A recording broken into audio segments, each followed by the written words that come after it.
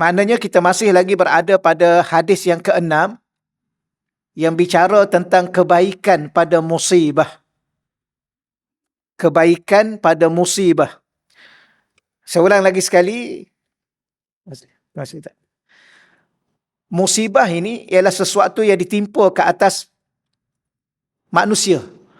Dan ada setengah ulama membahagikan musibah itu kepada 3. Ada musibah dengan makna ujian, ada musibah dengan makna teguran, ada musibah dengan makna azab. Jadi kalau kita orang beriman kepada Allah, yakin dengan janji-janji Allah, maka musibah itu adalah merupakan ujian kepada kita untuk Allah mengangkat kedudukan kita di sisi Allah. Maka sebab tu bicara di sini ialah kebaikan pada musibah. Dan kalau kita juga beriman kepada Allah, mungkin kadang-kadang kita banyak melakukan dosa, maka musibah itu kebaikan kerana dia datang dalam bentuk sebuah teguran daripada Allah. Ya, supaya kita menginsafi kembali kehidupan kita.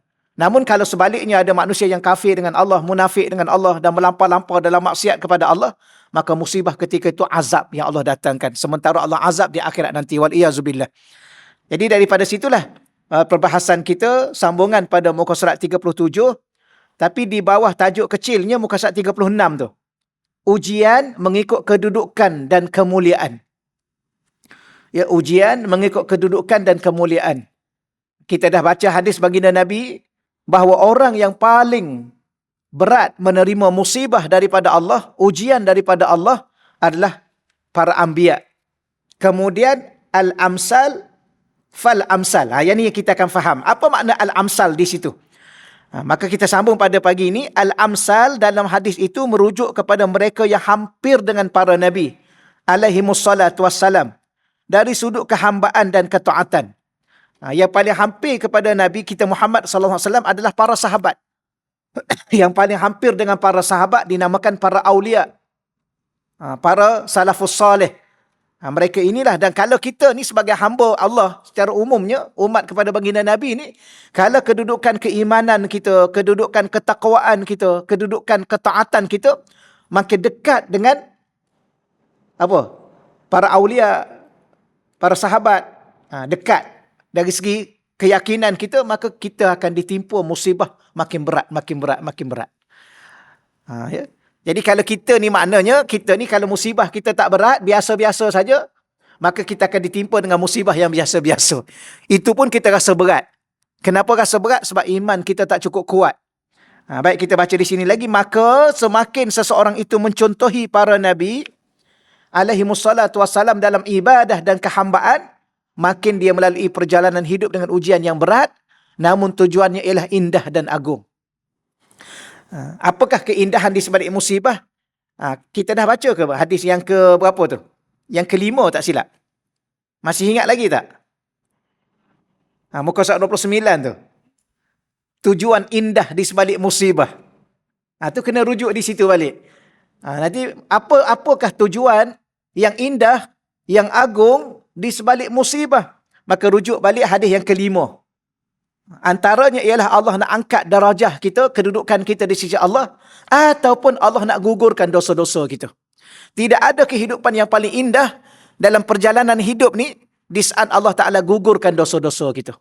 Sehingga kita bertemu dengan Allah dekat tak ada dosa. Maka ketika itu kita layak untuk masuk syurga Allah Subhanahu Wa Ta'ala.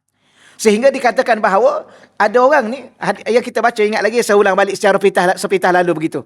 Ada orang ni, kalau dia tak bertaubat di atas dosa yang dia lakukan, dia tak beristighfar di atas dosa yang dia lakukan, ataupun dia tidak bersedekah, mengambil wuduk dan sebagainya untuk menggugurkan dosa-dosa kita, maka Allah akan datangkan musibah. Kalau dosa dia tak habis lagi dengan musibah tu, Allah datangkan musibah lagi. Kalau tak habis lagi, Allah datangkan musibah lagi. Sehingga apa? Sehingga dia mati dalam keadaan tak ada dosa dalam diri dia. Sebab apa? Sebab Allah nak pastikan dia masuk syurga. Itulah keindahan di sebalik musibah. Ya, kalau kita fahamlah. Kalau kita tak faham, kita rasa berat. Kita rasa mengeluh. Kita rasa tak seronok. Tapi kalau kita faham, maka kita menerima dengan redha. Baik, para Nabi, kita teruskan perengan seterusnya, muka surat 38. Para Nabi dan Rasul, alaihimussalatu wassalam, justru antara yang paling kuat menghadapi ujian. Bahkan Nabi terawal, bapa kita yang pertama, iaitu Nabi Adam alaihissalam. Ya, antara ujian yang paling berat ni apa puan-puan? Yang diterima oleh Nabi Adam alaihissalam. Apa ujian yang paling berat? Keluar daripada syurga.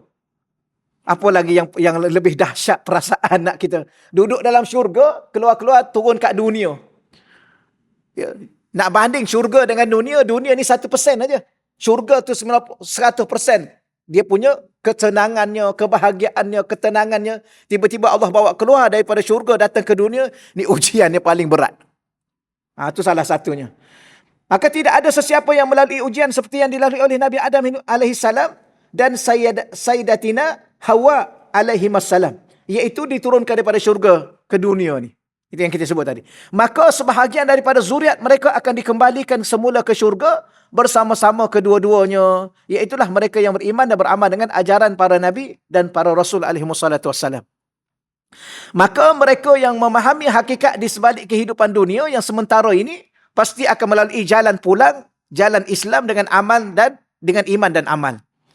Mereka yang memahami hakikat di sebalik kehidupan dunia yang sementara. Ya, kita dah faham, tuan-tuan yang dirahmati sekalian, ya, kita dah faham. Dunia ni, kalau sakit pun sementara. Kalau apa? Kalau susah pun sementara. Kalau sedih pun sementara. Maka bertahanlah sekejap, ya. Ya ke? Bertahanlah sekejap. Sekejap aja. Kalau nak menangis, menangislah dulu. Kalau sakit, terimalah dulu, nak buat macam mana. Siapa nak sakit? Semua orang tak nak sakit. Tapi kenapa datangkan sakit tu? Itulah musibah. Kenapa Allah datangkan? Sebab Allah nak gugurkan dosa kita. Ya? Jangan pula kita tu, ya Allah, saat-saat akhir umur aku ni, Allah, aku nak buat ibadah. Dah sakit pula dah. Maka ibadah teruskan sekadar mana yang kita mampu, tetapi redha dengan apa yang telah Allah takdirkan. Kerana apa? Selebihnya Allah Ta'ala akan urus kita. Salah satunya ialah Allah mengangkat darajah kita dengan menggugurkan dosa-dosa kita atau mengangkat kedudukan kita di syurga di akhirat nanti. Kan kalau tanya soalan, nak masuk syurga apa? Mesti jawab syurga Firdaus. Duha 2 rakaat aja surga Firdaus apa? Bangun malam, 1 rakaat, taklah 2 rakaat. Campur 1 witir 3 rakaat. Tapi nak masuk syurga Firdaus macam mana? Allah datangkan musibah supaya Allah cukupkan pahala-pahala dan ganjaran ini untuk pastikan kita masuk syurga Firdaus. Antara hikmah, bahkan para Nabi dan Rasul alaihissalam juga menghadapi kehidupan yang sukar dan mencabar. Bahkan kesusahan selain daripada peningkatan darjat adalah untuk menjadi contoh tauladan kepada umat manusia semuanya agar menjalani kehidupan dengan penuh kehambaan sebagaimana para Nabi dan Rasul alaihissalam yang menjalaninya.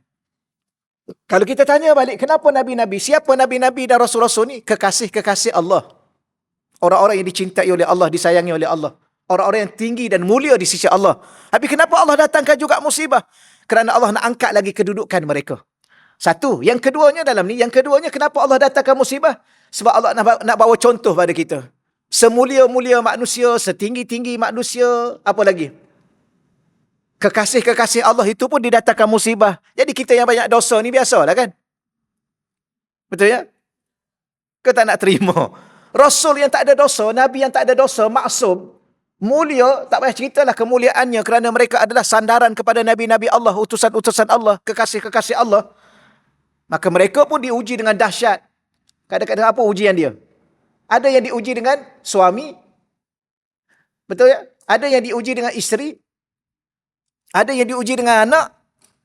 Jadi kita ni biasalah. Maka, tapi sebenarnya kita dah belajar sebelum ni. Bila mana Allah uji kita, bagaimana cara dia? Kembali kepada Allah. Merayu pada Allah. Mengadu kepada Allah. Munajat kepada Allah. Sujud kepada Allah. Minta bantuan Allah. Dan bila mana kita makin dekat dengan Allah, itulah kebahagiaan. Kita bincang ni tajuk dia kebahagiaan ya. Maka rupa-rupanya di saat kita bicara tentang musibah, di sebalik musibah itu ada kebahagiaan. Apa kebahagiaannya? Di saat Allah menerima kita sebagai hamba-hamba Allah yang akan diampunkan dosa-dosa oleh Allah. Jangan sampai ada orang ni Allah tak nak dia. Dia nak buat apa, biarkan dia. Dia nak mati kafir, dia nak mati munafik, dia nak mati maksiat, Allah biarkan dia. Tapi kenapa Allah tak biarkan kita? Itu bukti Allah nak bahagiakan kita dunia dan akhirat kita. Okey, baik ya, insya-Allah ya. Ramai dalam kalangan para kekasihnya mempunyai kehidupan yang lebih susah daripada kita. Tengok wali-wali Allah, subhanallah ya, kalau kita baca cerita wali-wali Allah kadang-kadang tak cukup makan, kadang-kadang satu hari tak makan. Maka contohilah mereka dalam menghadapinya. Kerana akhirnya kehidupan dunia ini hanya sementara, lalu kita kembali kepadanya bersama dengan mereka yang sudah bahagia di sana pada kehidupan setelah kematian. Kita kena ingat bahawa hidup ini kita akan menunggu mati. Lepas mati itu ada hidup, ada hidup. Hidup yang bagaimana? Hidup yang selama-lama. Kalau bahagia, bahagia selama-lama. Kalau derita, derita selama-lama. Jadi sebab tu Allah ajar kita buat masa apa yang ada ni, terimalah sekadar apa yang ada. Ya, redalah dengan sekadar apa yang ada. Maka mintalah bantuan Allah. Moga-moga di sebalik apa yang kita lalui ni, dengan sedihnya, dengan kecewanya, dengan penatnya. Penat ya? Penat. Kadang-kadang perempuan penat dengan apa? Penat dengan suami, betul ya? Betul. Berapa ramai isteri penat dengan suami, berapa ramai suami penat dengan isteri? Berapa ramai ibu dan bapa penat dengan anak-anak? Berapa ramai juga anak-anak penat dengan ibu bapa? Betul? Ada. Ada anak-anak penat lah ya Ustaz. Mak saya ni tak tahu dia nak apa sebenarnya, dia cakap. Dah reda je lah. Saya tak tahu ayah saya ni dia nak apa kat saya ni. Saya buat ni tak betul, tak betul. Sabar je lah sekejap. Mungkin dengan sebab sabar itulah, maka kita dapat kebahagiaan selama-lama. Itu je lah rahsia dia. Okey, selesai di situ. Ni kita ni sambung apa perbahasan yang dah kita sentuh ni. Kebaikan di akhirat. Ini yang kita idam-idamkan, yang kita cita-citakan. Kalau kebaikan dunia pun sementara, kekayaan dunia sementara, kebahagiaan dunia sementara, apa lagi nak cakap? Kita kejar apa sekarang ni? Kita kejar sesuatu yang sementara. Betul ya? Kejar apa? Kejar yang sementara. Nak apa? Nak apa dengan yang sementara ni? Nak bahagia? Sementara. Nak apa? Nak senang? Sementara. Nak seronok? Sementara. Sebab tu kadang-kadang kalau kita fikir balik, ya Allah, kadang-kadang kita penat bukan main lagi atas muka dunia, mengejar dunia, akhir sekali, kita sendiri pun akan mati. Bahkan yang kita kejar tu pun kadang-kadang dapat kat orang. Ya? Kejar apa? Kejar kumpul dunia. Akhir sekali kita meninggal dunia, dia milik siapa? Milik orang lah. Yalah, orang tu walaupun anak kita, walaupun suami kita, walaupun isteri kita, dia akan jadi. Kita ni apa? Kita ni akan masuk dalam kubur seorang-seorang. Apa kita buat apa? Iyakah amalan? Iyalah amalan. Banyak tak amalan tu? Wallahualam. Kita sendiri pun tak tahu banyak ke tak. Habis apa yang bekal kita yang lain? Bekalan kita yang lain ialah setiap musibah yang Allah datangkan pada kita, itulah antara bekalan kita. Betul ya? Dengan sabar. Tahan sekejap. Minta tolong Allah. Bangun malam. Munajat pada Allah. Zikir pada Allah. Itulah bekalan-bekalan kita. Kerana nak harap solat, tak banyak pun. Nak harap sedekah, tak banyak juga. Tapi kita ni nak harap apa agak-agak? Rahmat Allah. Rahmat Allah tu sebab apa? Sebab kita bersabar sekejap di atas ujian Allah. Apa makna rahmat? Allah kasihan pada kita. Allah tahu kita penat. Allah tahu kita letih. Allah tahu kita kecewa. Allah tahu kita macam-macam kita ni. Ya, kadang-kadang kita pun tak tahulah kalau kita dengar kisah-kisah orang di luar sana, ya Allah, 1001 kehidupan yang kita tak terjangkau. Ini orang sedang hadapi. Yang ni masalah ni, yang ni masalah ni, yang ni masalah ni, yang ni masalah ni. La haula wala quwata illa billah. Tapi kita yakin bahawa setiap masalah itu Allah sedang persiapkan kebahagiaan kepada sesiapa yang Allah uji. Jadi termasuk diri kita lah ya. Sabar sekejap. Maka kita akan bincang sedikit di sini kebaikan di akhirat. Dalam sebuah hadis yang lain, Rasulullah sallallahu alaihi wasallam bersabda, Inna izamal jaza' ma'a izamil bala. Yang ni kita dah baca sebelum ni. Kalau puan-puan dan tuan-tuan masih ingat. Inna sesungguhnya izamal jaza', kebesaran kurniaan. Ataupun kalau kita terjemah dalam bahasa bercakapnya, besarnya satu-satu kurniaan, satu-satu ganjaran, ma'a bersama izamil bala, besarnya juga ujian. Jadi siapa yang sekarang sedang melalui ujian yang berat, ujian yang besar, Allah sedang persiapkan ganjaran yang besar. Dan Allah tu Tuhan yang maha besar. Sebab tu dulu saya belajar dengan guru saya antara tafsir Quran. Antara azab Allah ni nikmat. Antara azab Allah, kadang kalau Allah kata apa? Azabun syadid. Kadang kalau Allah kata azabun alim. Kadang kalau Allah kata azabun azim. Perkataan azim. Apa makna azim? Ini izam. Perkataan besar. Maka guru saya kata, cuba kita bayangkan betapa besarnya azab yang Allah akan timpa pada seseorang. Macam mana kita nak gambarkan? Kita gambarkan satu sudutnya, contohlah kita ni kecil kerdil. Bila mana kita kata benda tu besar, biasanya berapa kali ganda lebih besar pada kita. Kalau kita kata besar. Besarnya rumah tu, besarnya gunung tu, besarnya bangunan tu. Biasanya berpuluh-puluh kali ganda daripada kita, baru kita kata besar. Jangan kita kata, ya Allah besarnya lipas ni. Mana ada besar lipas, tapi kita lari kat lipas, macam lipas tu lebih besar pada kita. Waktu dulu apa? Almarhum Pak Mentua saya ni, dia kata apa? Kita ni kalau nak takut kepada satu-satu benda, agak-agak biar dia lebih besar pada kita. Baru boleh takut. Ni takut kat lipas. Apa ya? Mana saya nak cakap apa? Besar ni biasanya, kita kata benda tu jauh lebih besar. Baik, Allah, Tuhan yang maha besar, mengatakan azab tu besar. Besar mana agak-agak? Begitulah. Kalau kita nak bagi tahu di sini, Allah, Tuhan yang maha besar, dia kata dia akan persiapkan ganjaran yang besar. Besar mana ganjaran tu? Subhanallah. Ni antara yang gambaran yang kita belajar daripada guru-guru kita. Maka tak terbayang besarnya. Maka sabar sekejap. Tahan sekejap. Okey ya? Okey ke ni? Okey lah. Dia gini, moga-moga Allah beri kekuatan kepada kita. Ya, bukan kata kita kata okey, kadang-kadang kita tak mampu nak lalui sebenarnya. Apa saja pun. Baik, kita baca satu lagi di sini. Dalam riwayat Imam Hakim rahimahullahu taala dan sebagainya, Rasulullah sallallahu alaihi wasallam bersabda, "Asyaddun nasi bala'an al-anbiya summa salihun." Orang yang paling berat ujiannya ialah para nabi. Summa kemudian as-salihun, orang-orang yang soleh. Maknanya apa tuan-tuan? Maknanya tuan-tuan dan puan-puan ni, di saat tuan-tuan dan puan-puan kena musibah yang berat, maknanya puan-puan tergolong golongan orang yang soleh. Orang yang soleh. Kadang-kadang kita tanya juga, kita ni soleh ke belum soleh lagi? Puan-puan dah solehah ke belum? Kalau kita belajar kaedah perkataan soleh dengan solehah ni, dia nama isim fa'il. Kalau belajar bahasa Arab. Mana-mana perkataan selepas huruf pertama, tak kira huruf pertama tu huruf apa. Selepasnya ada huruf alif. Saleh, syakir, sabir, ghafir. Selepas huruf pertama, tak kira huruf pertama tu huruf apa. Selepas tu ada huruf alif. Ya, saya sebut tadi, namanya isim fa'il. Apa makna isim fa'il? Satu kata nama yang dia ni berkekalan dan tetap. Jadi kalau kita lelaki soleh, ya, ialah pagi soleh, duha soleh, tengah hari soleh, petang soleh, siang soleh, malam soleh, sakit pun soleh, sehat pun soleh, kaya pun soleh. Itu barulah dinamakan orang yang soleh. Sama juga perempuan. Perempuan dikatakan wanita yang solehah. Bila mana pagi baik, waktu duha baik, tengah hari baik, petang baik, malam baik, susah pun baik, senang pun baik. Itu wanita yang solehah. Ni pagi, alhamdulillah. Tengah hari sikit, subhanallah.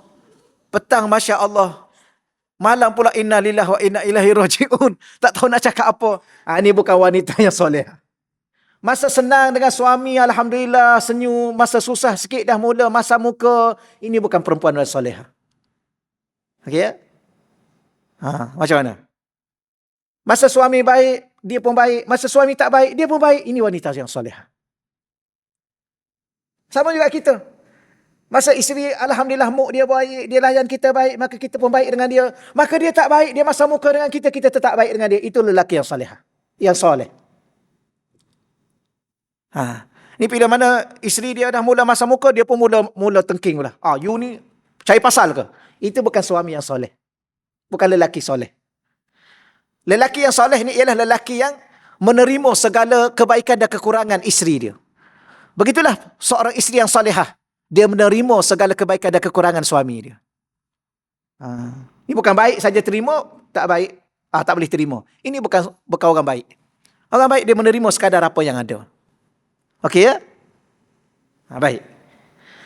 Maka nak tahu kita ni soleh tak soleh, itu satu sudut. Satu sudut yang lain ialah musibah yang Allah timpa kepada kita berat. Maka itu bukti orang tu soleh. Kenapa? Kerana dia dekat dengan baginda Nabi atau dekat dengan para anbiya. In kana ahadahum la yubtalal bil faqri, jikalau atau jika, tapi dia terjemah sini sungguh ada salah seorang dari mereka yang diuji dengan kefakiran, hatta ma yajdi ahadum ilal aba'ah. Ya, sehingga dia tidak menemukan kecuali sehelai selimut. Kita baca muka surat 40 tu. Yang dibungkus sahaja. Sungguh ada kalanya juga salah seorang daripada mereka suka mendapat ujian bala seperti bila salah seorang daripada kamu yang suka mendapat kesenangan kemudahan. Oh, ni kita baca syarah dia. Tuan-tuan sekalian dia, maknanya ada orang ni, kita baca lagi sekali. Wa in kana ahaduhum la yafrahu bil bala'i kama yafrahu ahadakum bir raqa. Nabi cerita, ada manusia atas muka dunia ni, dia begitu sekali gembira di saat Allah timpakan balak kepadanya, ujian kepadanya, sebagaimana dia gembira di saat Allah memberi kesenangan kepada dia. Kenapa? Kerana orang tu faham keadaan, hakikat di sebalik ujian. Jadi kita ni kalau kita nak jadi orang soleh, orang yang baik,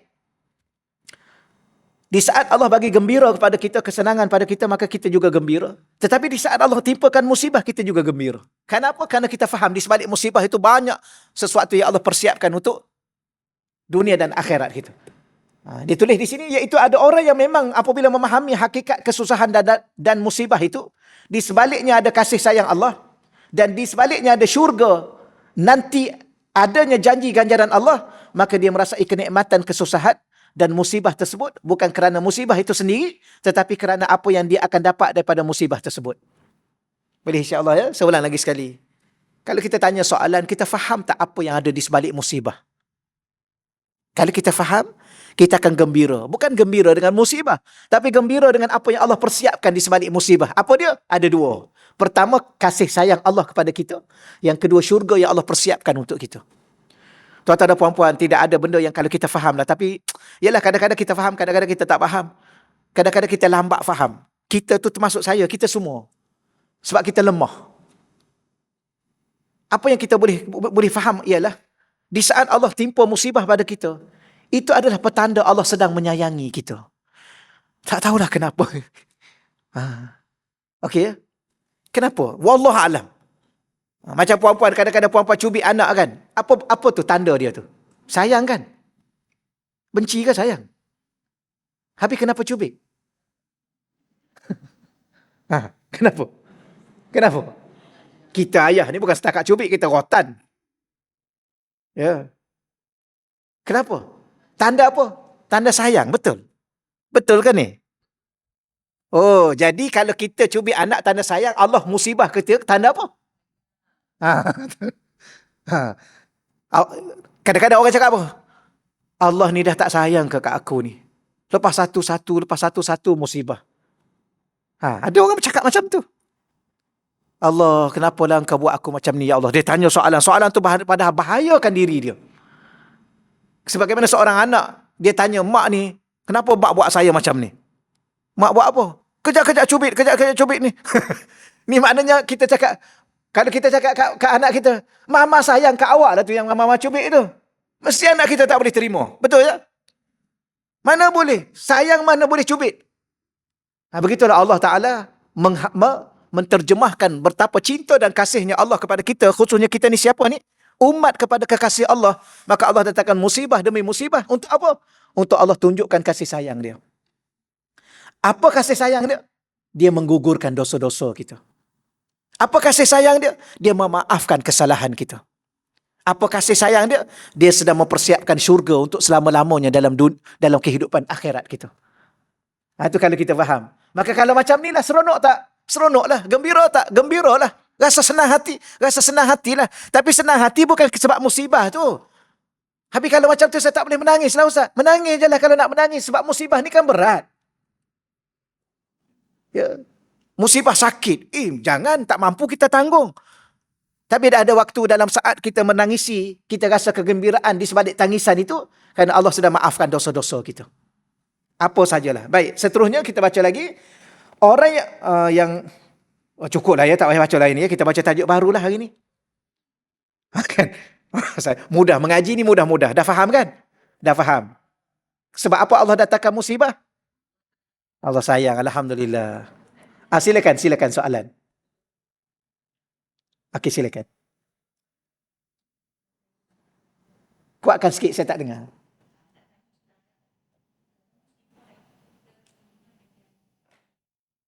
Ya, ya.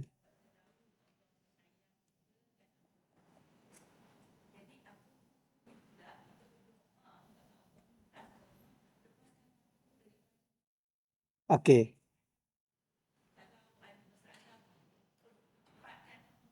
Ya. Okey, baik. Okey, jelas soalan ya? Soalan jelas, alhamdulillah. Baik, pertama bila mana kita ditimpa musibah, apa yang perlu ada dalam hati kita? Perkataan redha. Apa makna redha? Redha tu ialah rasa menerima sepenuhnya apa yang telah Allah takdirkan. Ada marah tak? Tak. Ada rasa tak puas hati? Tak. Okey, selesai, itu redha. Adapun kita berdoa kepada Allah untuk Allah selesaikan masalah kita, tunjuk jalan macam mana nak keluar daripada musibah tersebut, itu usaha dan ikhtiar yang Allah perintah kepada kita. Usaha dan ikhtiar. Allah Ta'ala ni sebenarnya, segenap perkara yang Allah buat untuk kita, Allah nak datangkan kebaikan. Contoh, di saat Allah uji kita, Allah suruh kita apa? Redha. Allah suruh kita buat apa lagi? Sabar. Kenapa? Kerana sabar dan redha ni balasan dia syurga. Kemudian Allah suruh kita pula ikhtiar. Apa ikhtiar kita? Pertama, doa. Apa doa? Doa balik pada Allah, minta bantuan Allah, minta pertolongan Allah, minta Allah tunjuk jalan kita supaya kita dapat keluar daripada musibah. Kenapa Allah suruh kita buat macam tu? Sebab doa tu kan ibadah. Maka Allah nak suruh kita beribadah dengan doa untuk apa? Untuk Allah bagi pahala ibadah. Okey. Kemudian apa lagi? Di sebalik doa. Di sebalik doa ni ialah Allah nak zahirkan diri kita ini hamba kepada Allah sehingga kita berdoa dan meminta dengan Allah untuk kita buktikan apa? Kita adalah berhajat kepada Dia. Bukan kita pandai-pandai sendiri nak hadapi kehidupan kita. Itu. Apa lagi? Kita ikhtiar, itu doa. Bukan setakat doa tau. Lepas doa kena buat sesuatu. Contoh kita sakit lah. Ulang balik. Contoh kita sakit. Okey, pertama redha tak? Redha. Sabar tak? Sabar. Habis doa tak pada Allah? Okey, kena doa. Untuk apa doa itu? Menzahirkan kita berhajat kepada Allah membantu kita. Di samping kita beribadah dengan doa itu, kerana doa itu ibadah. Kemudian, hospital kena pergi. Kena pergi. Kita pergi hospital itu pun kenapa? Sebab Allah suruh ikhtiar. Jangan duduk rumah. Ya. Jangan cakap pula, dah Allah bagi sakit, tahulah dia bagi sihat. Tu dah masalah lah tu. Tadi kata redha. Kan? Kemudian kita pergi hospital. Pergi hospital pula apa? Doktor bagi ubat. Makan. Doktor kata kena masuk ubat. Masuk 3 hari. 3 hari kena masuk. Semua tu Allah bagi pahala. Kerana apa? Kerana kita menurut perintah Allah, usaha dan ikhtiar. Dan usaha dan ikhtiar tu pula kalau nak dapat pahala lebih, jangan bergantung pada usaha dan ikhtiar. Bergantung kepada Allah. Maka di situ kita dapat pahala lagi. Jadi kalau kita teliti betul-betul setiap waktu, setiap saat, setiap ketika yang kita lalui dalam hidup ini, sebenarnya Allah sedang mempersiapkan segala pahala, ganjaran, rahmat, keredaan untuk kita semua. Bukan menafikan kita tak redha. Kenapa? Kerana doa itu Allah yang perintah. Usaha itu dan ikhtiar itu Allah juga yang suruh. Bahkan usaha dan ikhtiar itu wajib. Wajib usaha dan ikhtiar. Ya? Jangan pula cakap Allah bagi sakit, Allah bagi susah. Tahulah dia nak bagi senang. Duduklah kalau nak tahu. Allah bagi sakit, tahulah dia sihat. Nak bagi sihat bila? Duduklah, jangan pergi hospital. Kemudian jangan susahkan orang pula. Duduk diam-diam aja. Ni orang suruh pergi hospital, tak nak, kemudian aduh sakit. Cakap kat siapa? Kita kan nak bawa hospital, tak nak pergi. Orang bagi ubat, tak nak makan. Lepas tu duduk mengadu kat orang sakit. Duduk diam-diam je lah. Katanya redha. Jadi Allah nak mengajar kita redha perasaan. Usaha dan ikhtiar, tindakan terhadap apa yang Allah bagi untuk usaha mengelak daripada apa yang sepatutnya kita ditimpa dengan musibah. Okeylah, selesai. Kita masuk tajuk baru ni. Lama cuti ni kan. Cuti lama ni. Hakikat diri insan. Ni kita nak mengenal diri kita secara lebih jauh lah. Sebab tu kadang-kadang kita dulu, masa muda-muda dulu, kita buat satu benda yang kurang tepat. Apa yang kurang tepatnya? Kita duk sibuk nak berkenalan. Nak kenal orang ni. Akhir sekali kita lupa mengenal diri kita sendiri. Betul? Betul ya? Ke sekarang ada lagi hobi berkenalan. Sampai ke, minta maaf ya, sampai ke tua. Nak kenal orang ni, nak kenal orang ni. Diri sendiri terlupa dalam kita mengenali hakikat diri. Maka insya-Allah kita akan belajar di sini hakikat diri insan. Daripada Sayyidina Nu'man bin Bashir radhiyallahu anhu, ya, bahawa Rasulullah sallallahu alaihi wasallam bersabda, ala, kita terus terjemah cepat sikit ya. Ala, ketahuilah, wa inna fil jasad, wa inna, dan sesungguhnya, fil jasad, di dalam jasad kita, dalam tubuh badan manusia ini, mudghatan, terdapat segumpal daging. Ni banyak kali dah kita dengar hadis ni ya. Iza salahat, jika segumpal daging itu baik, salahal jasadu kulluh, maka baik pula seluruh badannya. Wa iza fasadat, namun jika segumpal daging tersebut rosak, fasadal jasadu kulluh, maka rosaklah seluruh tubuhnya. Ala wahyal qalbu, ketahuilah gumpalan daging yang dimaksudkan itu adalah jantung hati. Oh, ni dia terjemah dua ni. Biasanya terjemah hati. Dia gini, dalam bahasa Arab, al-qalbu tu terjemah sebetulnya jantung. Al-kabid, hati. Tapi, yalah orang Malaysia kita dia gabung dua, jantung hati. Okey juga. Cuma, al-qalbu yang nak dimaksudkan di sini ialah sesuatu yang ada perasaan. Maka orang Melayu lebih condong kepada hati. Boleh ya? Baik, maka riwayat hadis Imam Bukhari. Kita lihat muka surat 42. Insan ialah insan dengan rohnya, bukan dengan jasadnya. Ini hakikat diri kita. Yang ni saya nak cerita lagi sekali ke? Ataupun kita baca dulu satu perenggan, saya cerita satu kisah yang sama, yang dah banyak kali saya ulang, supaya mudah faham teks ni. Insan, diri kita manusia ni, ialah insan dengan rohnya. Diri hakikat sebenar kita adalah roh kita. Bukan dengan jasad kita. Okey ya?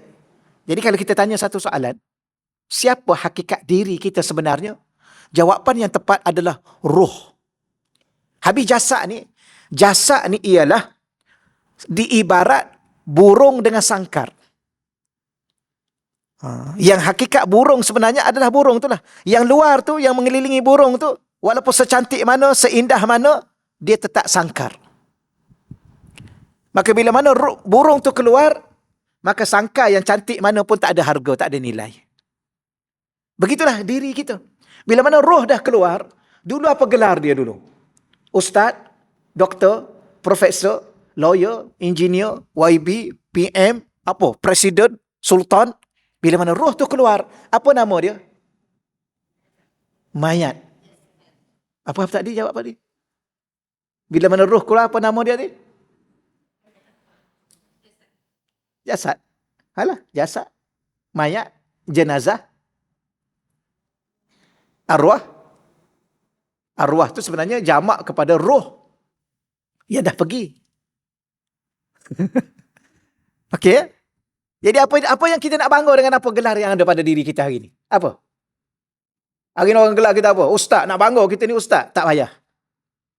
Ya, hari ni ustaz, mati malam ni, mayat. Kita bangga apa-apa? Jutawan. Selebriti. Apa ni? Mati malam ni, semua satu tarah aja namanya jenazah. Orang tak panggil dah. Ni kenapa ustaz duk terlentang kat sini ni? Ustaz apa? Ustaz dah tak ada dah. Ni kenapa lawyer ni duk terlentang sini ni? Bukan dah tak ada dah. Yang terlentang tu jasadnya, mayatnya. Jadi di mana diri sebenarnya? Sebab tu kan nak cerita lagi sekali. Dulu ni cerita yang ketiga ke yang keempat kali dah saya cerita kat sini. Saya ulang lagi sekali kan. Tu ustaz saya cerita mudah nak faham. Contoh pagi tadi, pukul 8 tadi, kita minum dengan Pak Mat. Pak Mat lah selalu kenanya. Pak Mat. Bukan Pak Mat kat sini tau. Pak Mat ni. Minum pagi. Pukul 9, Pak Mat balik rumah dia, kita balik rumah kita. Duk kejap orang rumah Pak Mat telefon. Haji, Pak Mat dah tak ada dah. Pak Mat dah pergi dah. Menangis-nangis. Makcik tu. Kita nak jawab apa? Alhamdulillah, bagus. Jangan pula buat-buat tak tahu. Dia pergi mana makcik? Kawan tu punya menangis. Kawan tu menangis. Telefon kat kita. Pak Mat dah tak ada dah. Pak Mat dah apa. Dia tak cakap lah. Dah pergi dah. Dah pergi ke mana? Dah pergi bertemu Rabbul Jalil dah. Dia cakap. Kita pun inna lillah wa inna ilaihi raji'un. Kita pun bila? Baru sekejap tadi setengah jam. Kita pun ambil motosikal kita atau kereta kita bergegas pergi rumah Pak Mat.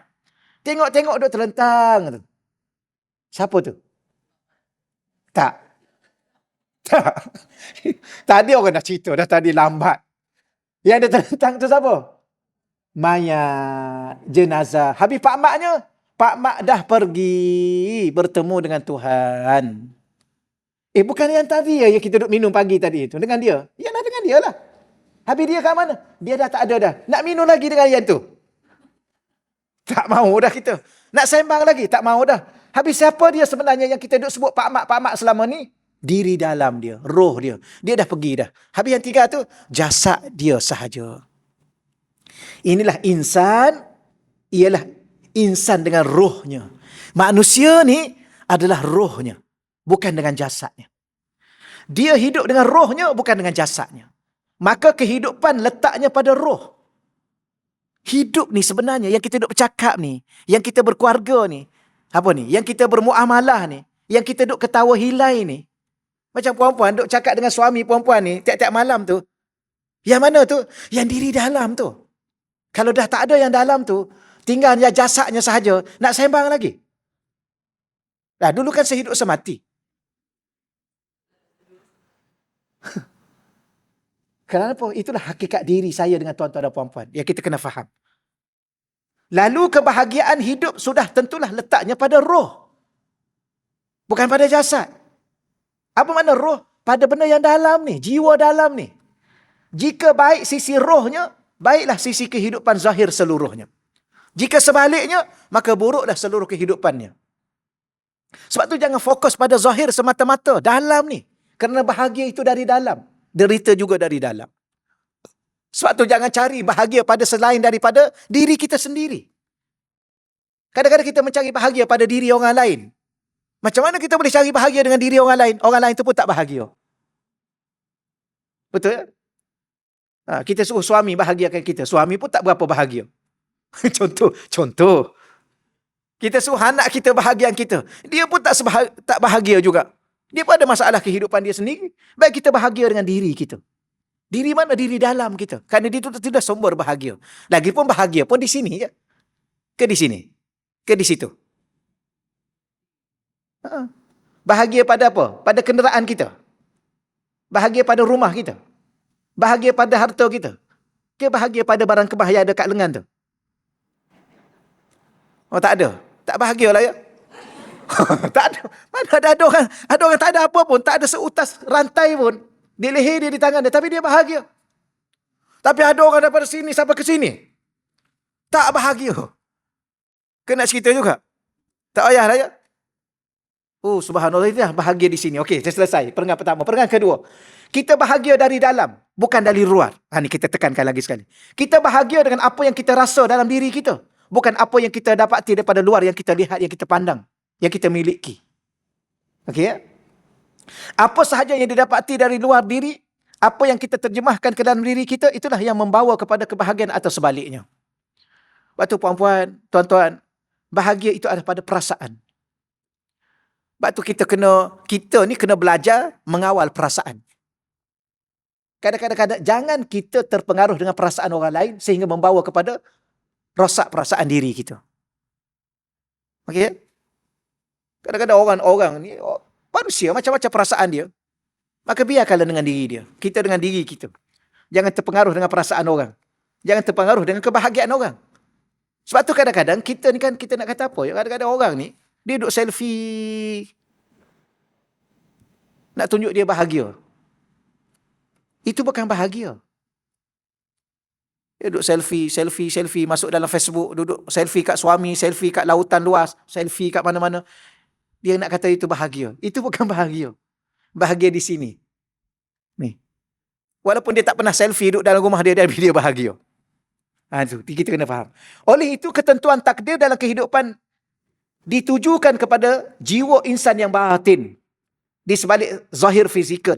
Walau peluh air mata dan darah yang mengalir secara fizikal dalam menghadapi ketentuan takdir, yang menjadi sasaran ketentuan tersebut adalah jiwa insan yang menjadi hakikat dirinya dan kehambaan dirinya yang menjadi nilai sebenar dirinya. Ni ayat-ayat ni, ayat-ayat itulah kita tu.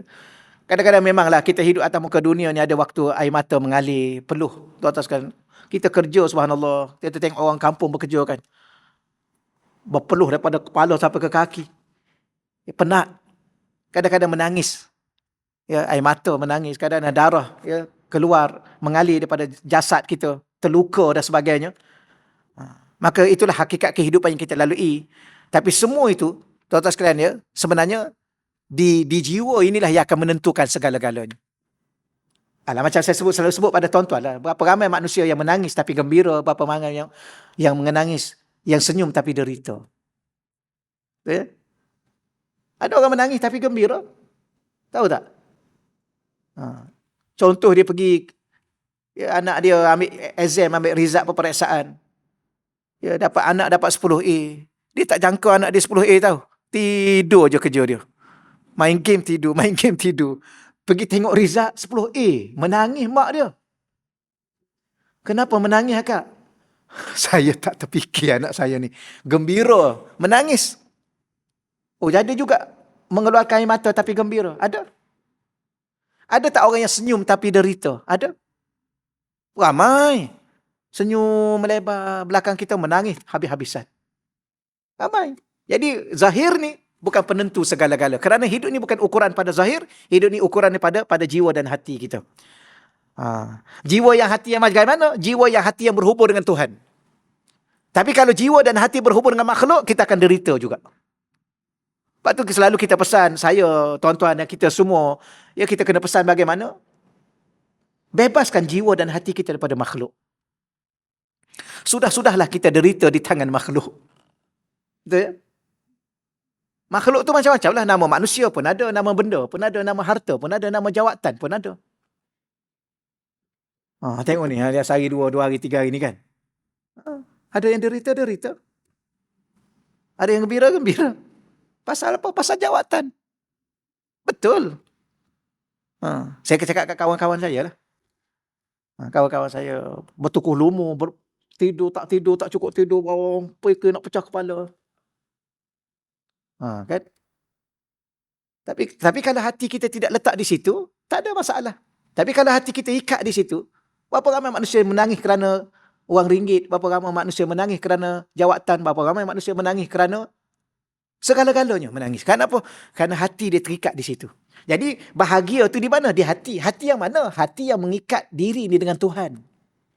Kalau selama mana hati ni mengikat diri dengan manusia, maka dia akan derita juga.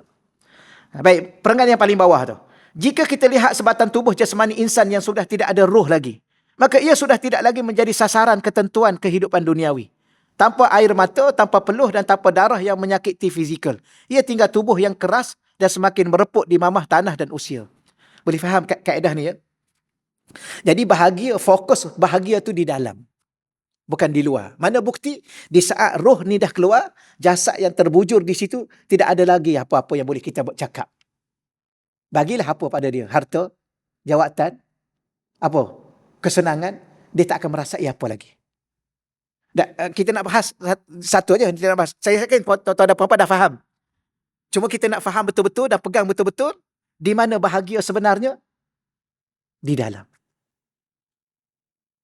Jadi jangan lagi mengejar yang zahir. Jangan lagi duk sibuk mengumpul yang zahir. Jangan lagi duk sibuk menghimpun yang zahir. Okay. Kerana bahagia itu di dalam. Mana bukti? Bila mana dalam ni keluar, jasad yang ada ni diberi segala-galanya pun dah tak ada maknanya lagi. Ini yang nak diberitahu kepada kita. Maka dengan umur-umur yang macam ni, kita sudah mula membuat satu keputusan, pendirian dalam hidup kita, maka bahagiakan dalam kita. Dengan apa? Dengan Allah. Ya, banyak berinteraksi dengan Allah, banyak berhubung dengan Allah, banyak berzikir kepada Allah, banyak bangun malam munajat kepada Allah. Di situlah bahagia. Dan ketika itu datang apa pun setelah itu, insya-Allah kita akan mampu membezakan antara hakikat bahagia dengan bahagia yang sementara. Okey, insya-Allah ya. Baik, muka surat 43. Maka memang selagi mana ada jiwa, selagi itulah dia sedang hidup dengan kehidupannya di dunia. Selagi itulah juga dia akan menghadapi ketentuan-ketentuan, susah maupun senang, sebagai ujian bagi kehambaan yang agung dalam dirinya. Jadi selagi mana roh ada dalam diri kita, ataupun hakikat diri kita ni masih wujud dalam jasad kita, maka di saat itulah kita akan melalui kehidupan dunia ni. Dengan ketentuan-ketentuan yang telah Allah takdirkan atas kita. Kadang-kadang senang, kadang-kadang susah, kadang-kadang gembira, kadang-kadang sedih, kadang-kadang sakit, kadang-kadang sihat. Maka laluilah dengan kebahagiaan. Kerana semua itu adalah ketentuan takdir Allah yang akan membahagiakan kita pada hakikat sebenar di akhirat nanti. Payah juga kita nak cakap kan. Hari ni bahasa saya ni agak apa ni? Agak statik ke bahasa saya ni. Selalunya saya tak serius macam ni. Saya santai-santai. Jadi macam nak serius pula. Selalunya santai. Relax lah. Ya mengaji. Susah kita nak zahirkan kehidupan ni. Moga-moga Allah bagi kita faham. Kita sedang melalui sebuah perjalanan hidup. Dan perjalanan hidup ni melalui apa? Melalui ketentuan-ketentuan yang telah Allah takdirkan dalam hidup. Apa ketentuan yang kita sedang lalui sekarang ni? Kita akan melalui ketentuan, ada waktunya kita akan rasa gembira, dan ada waktu kita akan rasa sedih. Maka kalau kita tanya satu soalan, sekarang gembira tak? Gembira. Tunggu waktu sedih. Itulah ketentuan dalam kehidupan yang buat masa apa yang ada. Senang tak sekarang ni? Senang. Tunggu susah. Tak nak lah. Nak ke tak nak, dia akan datang. Sekarang sehat tak? Tunggu sakit. Sekarang sedang hidup kan? Tunggu mati. Kan itulah perjalanan hidup. Selama mana? Selama mana roh ada dalam diri kita. Maka fahamilah segala ketentuan itu adalah kebahagiaan yang telah Allah sedang persiapkan. Jangan terkeliru dengan sesuatu yang sementara. Maka kalau sedih pun jangan risau kerana dia sementara. Kalau sakit pun jangan risau kerana dia sementara. Kalau kecewa pun jangan risau kerana dia sementara. Boleh insya-Allah ya? Maka apa yang ada, hadapilah apa yang sekadar apa yang ada. Tapi sukar untuk kita meletakkan diri kita di situ. Kalau Allah tidak, dia sebenarnya begini. Kalau Allah tak buat kita macam ni kan, ada waktu sedih, ada waktu gembira, ada waktu sakit, ada waktu sehat, ada waktu senang, ada waktu susah. Kita tak akan faham makna kehidupan. Kita ni ada. Yang kedua hidup. Setelah kita ada dan kita hidup, kita sedang melalui kehidupan. Mana kehidupan? Inilah kehidupan yang sedang lalui ni. Dulu muda, sekarang dah tua sikit kan? Ke dah tua banyak? Itulah kehidupan. Kenapa? Kita tidak akan menghargai waktu muda kalau kita tidak tua. Tapi kita tidak faham erti tua kalau kita tak pernah muda. Kita tak faham erti sakit kalau tak pernah sihat. Kalau kita tak akan faham kalau tak pernah sakit. Gitulah. Kita tak akan tahu benda tu senang kalau tak pernah susah. Okey ya? Jadi baguslah. Jadi masa susah tu susahlah. Masa sakit tu sakitlah, rasailah sakit tu. Sebab selepas sakit tak akan selama-lamanya sakit, dia akan ada waktu senang. Akan ada waktu sihat. Maka nikmati sihat. Kenapa? Kerana setelah kita melalui sakit. Nikmati gembira kerana kita sudah melalui sedih. Okey ya? Okeylah. Itulah yang mampu kita bicarakan. Selebihnya kita serah diri kita, jiwa dan hati kita kepada Allah. Sudahlah kita serahkan jiwa dan hati kita kepada sesiapa pun. Kerana kita akan makin sakit. Seorang isteri yang menyerahkan diri dan jiwa je kepada suami, dia akan sampai satu waktu dia akan sakit. Kerana suami juga manusia yang kadang-kadang dia okey, kadang-kadang dia tak okey. Betul ya? Puan-puan ingat suami ni nak selalu okey ke? Puan-puan jangan harap suami akan sentiasa mengembirakan puan-puan.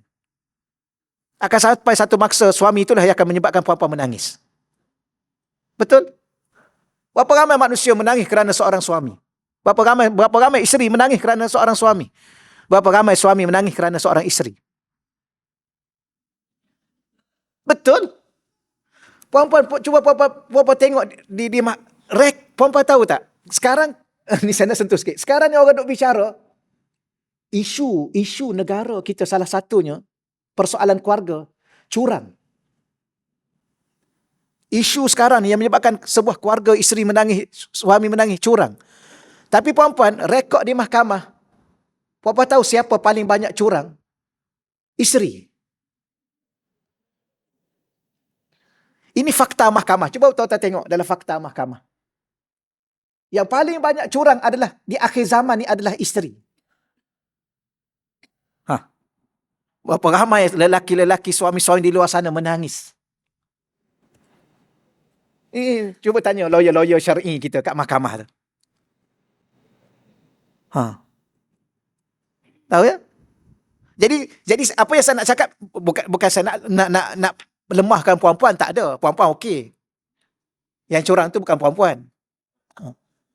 Okey. Cuma saya nak bagi tahu apa? Selama mana hati kita bertaut pada diri seorang manusia, walau bergelar suami, walau bergelar isteri, walau bergelar anak-anak, ada yang mengadu pada saya. Ya. Dia jaga mak dia. Seorang perempuan, dia jaga mak dia. Abang-abang datang tengok aja. Abang-abang tak puas hati cara dia jaga. Akhir sekali abang-abang ambil ayah tu. Ingat ke dia nak jaga? Rupanya dia pergi letak rumah orang tua. Berapa ramai ayah-ayah derita di tangan anak. Kalau you tak nak jaga, adik you nak jaga ni, kenapa you masalah? Ni adik perempuan nak jaga ni. Apa you masalah? Tak puas hati adik perempuan jaga ayah. Begitu, begini, begitu, ni tak puas hati. Akhir sekali pergi ambil ayah tu. Ingat ke nak jaga sendiri supaya berpuas hati dengan jaga sendiri? Dia pergi letak rumah orang tua. Ni macam mana ni perempuan? Menangis ayah dia. Selagi mana hati ni bertaut pada makhluk, kita akan kecewa. Selagi mana hati ni berpegang pada bersandar pada makhluk, kita akan derita. Sebab tu dengan umur yang kita macam ni kan, saya, puan-puan, sudah-sudahlah kita dengan makhluk ni. Ya? Sudah-sudahlah. Tapi jangan tu pula. Abang-abang dengan cara abang, saya tak nak dah. Sudah-sudah. Bukan macam tu maksud dia, tak. Tak, hati. Hidup macam biasa, jangan buat keputusan pelik pula ya. Ni ustaz ni ajar ni, jadi pelik ni. Tak, jangan. Saya tak bertanggungjawab. Urusan macam biasa, tanggungjawab macam biasa. Isteri ada isteri, buat tugas isteri. Suami ada suami, buat tugas suami. Anak adalah anak, buat tugas anak-anak. Jangan pula kita buat benda yang tak pelik-pelik, yang pelik-pelik. Tapi hati kita dengan Allah. Ni, kan hidup sebenar di sini. Bolehlah insya-Allah ya. Maka memang selagi mana ada jiwa, kita dah baca dah. Keadaan roh dan jiwa insan. Sikit lagi kita baca. Roh, hati dan jiwa adalah istilah-istilah yang seerti maknanya, yang merujuk kepada sisi dalam batin insan. Cuma antara roh dengan hati ada perbezaan-perbezaan dan sudut-sudut peringkat-peringkat dalam diri insan. Ingat lagi saya sebut, manusia ni dia ada dua pada dasarnya. Jasad dengan roh. Kalau ada jasad saja tak ada roh, mayat. Jasad saja tak ada roh, mayat. Ada roh saja tak ada jasad, hantu. Jadi bila mana ada roh, ada jasad manusia. Tapi bila mana ada roh, ada jasad, ada hati, ada akal, ada nafsu. Jadi apa maknanya? Roh, akal, hati, nafsu, ada waktu dia satu je. Diri dalam kita, hakikat diri kita. Tapi ada waktu dia berbeza pada tempat-tempat tertentu. Roh menghidupkan, hati memberi perasaan, akal memahamkan, nafsu kehendak-kehendak. Itu pada waktu-waktu tertentu. Tapi hakikatnya satu sahaja, diri dalam kita. Tapi kita tengok ada tak perbezaan? Ya, ada tempat-tempat tertentu ada sedikit perbezaan. Contoh pertama, hati yang sihat sejahtera, iaitu hati yang sentiasa dalam kemanisan iman dan membuahkan ketaatan. Ada juga keadaan-keadaan tertentu hati yang sakit, iaitu hati yang berada dalam pertembungan antara ketaatan dan kemaksiatan. Yang mana kedua-dua dorongan sangat kuat dalam dirinya. Lalu kadang-kadang dia melakukan keburukan dan lalu menyesalinya. Kadang-kadang dia pula melakukan ketaatan namun mudah merasa bosan dengannya. Itu hati yang kedua. Tingkatan-tingkatan dia. Yang ketiga, hati yang mati. Iaitu hati yang sudah tidak lagi mempunyai kesan sinaran cahaya iman. Dan zahirnya sudah tiada lagi ketaatan. Dia terus sentiasa menjauhi Allah Subhanahu Wa Taala. Ini satu hal juga, satu perkataan. Ada manusia ni, dia ingin menjauhi Allah. Dia tak nak solat, dia tak nak datang rumah Allah. Kalau solat pun, dia tak nak berjemaah di rumah Allah. Di surau, di masjid, tak kira lah. Kadang-kadang tuan-tuan sekalian, ada manusia ni, dia tak nak baca Quran. Kadang-kadang manusia ni, dia tak nak berzikir. Kenapa? Mungkin dia merasakan dia ingin menjauhi Allah. Tapi sebenarnya manusia ni, sejauh mana dia menjauhi Allah, sebenarnya dia makin dekat dengan Allah. Ini kita kena faham ya. Ada orang tak nak tutup aurat. Kenapa? Ya dah tak nak ikut Allah kan. Ada orang tak nak berzikir. Kenapa? Tak nak ingat Allah. Ada orang tak nak solat. Kenapa? Tak nak sujud kepada Allah. Ni macam-macam manusia ni. Kenapa dia nak jauh daripada Allah? Tapi dia kena ingat, semakin detik waktu yang berjalan ni, dia sebenarnya, hakikatnya dia semakin dekat dengan Allah. Tapi kenapa dia nak jauhi? Salah satu punca mungkin hati dia dah mati. Inilah salah satunya. Baik, muka surat 44. Adapun orang yang bahagia ialah orang yang memelihara hatinya, menyucikan jiwanya, dan meningkatkan tahap kerohaniannya sehingga ke tahap kesempurnaan pada kesempurnaan kehambaan dengan amal soleh dan ketaatan. Jadi orang bahagia ni macam mana nak bahagia? Dia jaga hati dia. Dia bersihkan hati dia. Dan dia tingkatkan kerohanian jiwa dia. Dengan ibadah, dengan zikir, dengan baca Quran.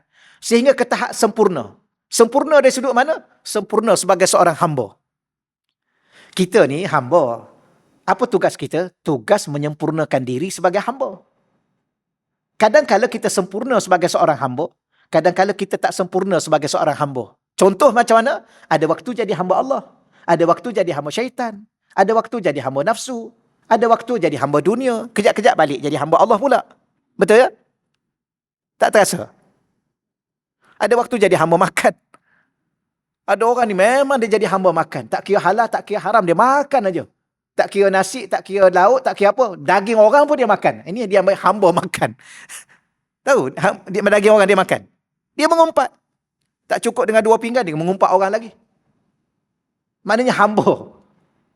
Jadi bagaimana kita nak jadi hamba yang sempurna? Kita hanya jadi hamba hanya kepada Allah. Itulah hamba yang sempurna. Kenapa? Kerana hanya Allah lah yang Tuhan yang maha sempurna. Kalau jadi hamba kepada selain Allah, maka tidak akan sempurna kita sebagai hamba yang sebenar-benar hamba. Baik, mana contoh salah satu tugas kita nak jadi hamba yang sempurna? Kita kena bersihkan diri kita. Tu yang banyak kali dah kita baca tu kan. Qad aflaha man zakkaha. Qad sesungguhnya aflaha telah berjayalah. Man orang yang zakkaha, yang menyucikan dirinya, yang membersihkan dirinya.